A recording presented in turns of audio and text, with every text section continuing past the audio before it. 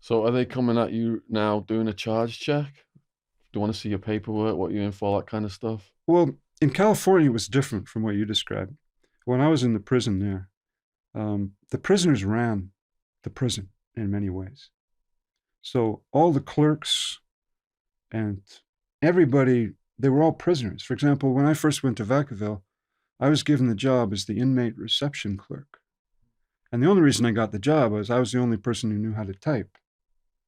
So the guards would hand me a sheet giving everybody's crime and how long, what they were in for. And then I would type it up. Well, if you wanted to know what so and so was in for, you came to me and you gave me a couple packs of cigarettes, and then you found out.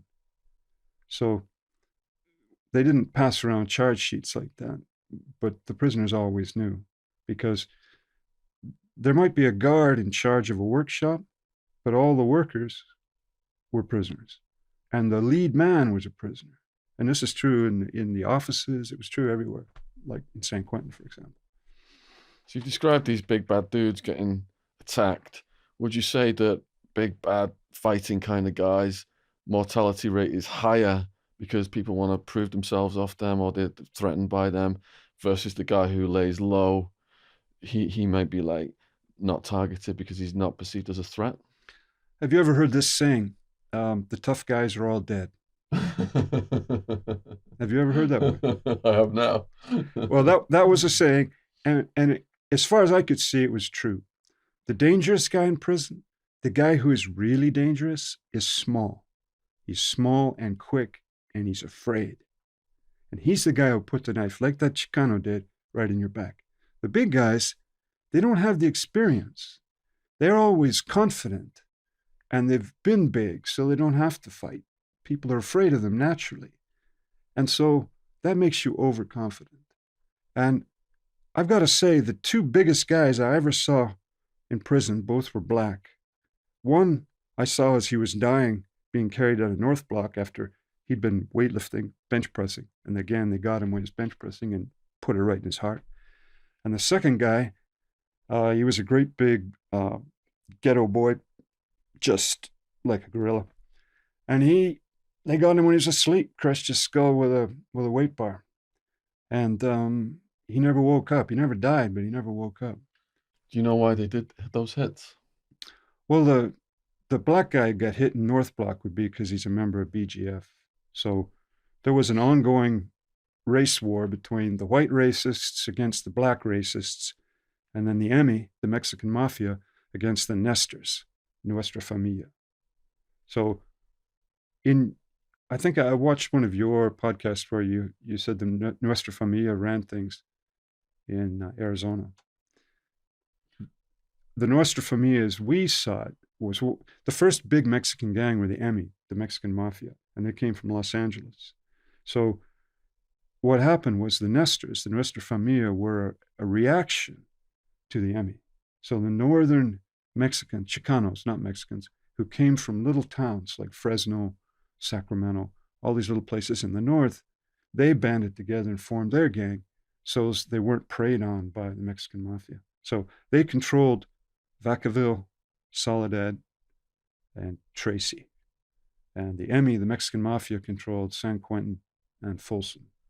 Yeah, we had the MA, the old MA and the new MA, and there was a war between the old and the new in the prison system. And then there was a general war between the Chicanos and the Mexicans, which caused a lot of violence over the years.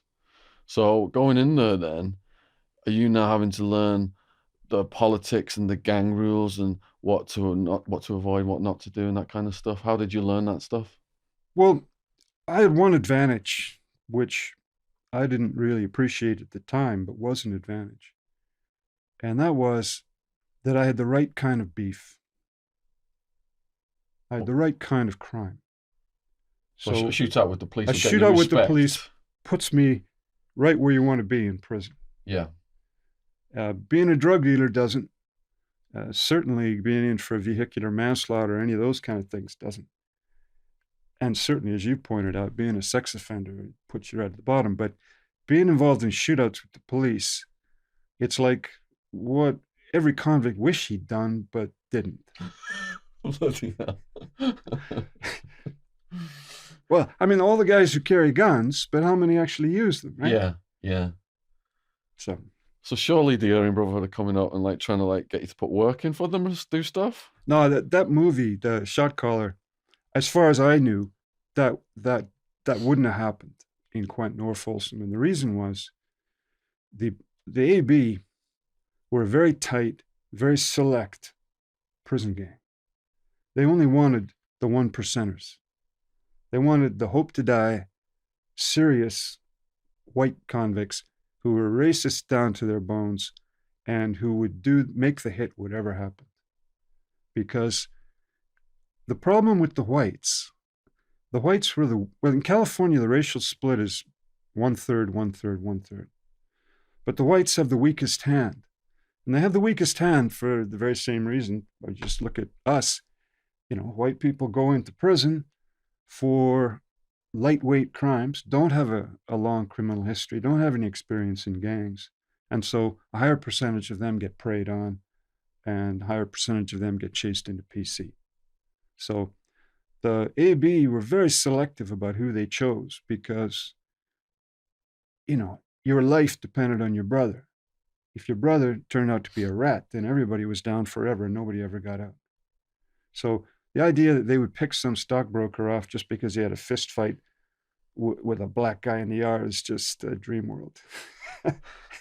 But say like something popped off and weren't all the whites expected to go out and represent? Say like there was going to be a riot or something? Well, I think I'll tell you a story. When I was at San Quentin, the AB sent two wannabes to kill a young black guy who they thought was a member of the BGF. And they caught him on the fish tier and they stabbed him about 20 times. And so the word came around, there's going to be retaliation. The BGF's going to stab some white people for sure. And so you have two choices when you hear something like that. You can stay in your cell or you can just carry on because San Quentin is so mad and these things happen so often that if you pay attention to that all the time, you're never going to come out of your cell. And a lot of white folks just stayed in their cells. I mean, I go down to the gym and I'd be sometimes the only white guy in the gym working out because the guys were too nervous to be down there because there was no gun rail. In San Quentin, there are gun rail officers all around the prison, but certain places don't have gun rail officers. So the library, the classrooms, and the gymnasium at that time.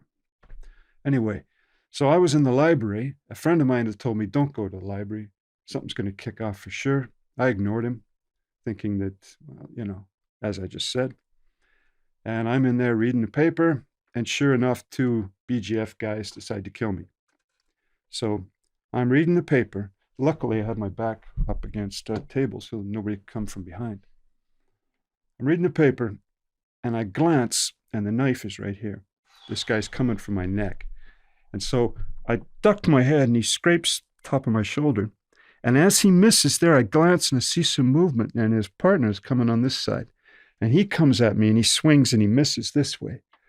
And so, at this time, I went into hyperspeed. And I crashed into him, and I crashed into this table. The table went over. Me and him sort of crashed through the bookshelves, and we went down. I ended up on top of him. His partner came over to give me one, and he scratched me in the ribs here. And at that moment, the alarm bells went, and this guy figured he'd already got me, so he just sprang over the counter to run. And as soon as he sprang, I turned to face him, and this guy who I was on top of broke and ran. So I survived that one.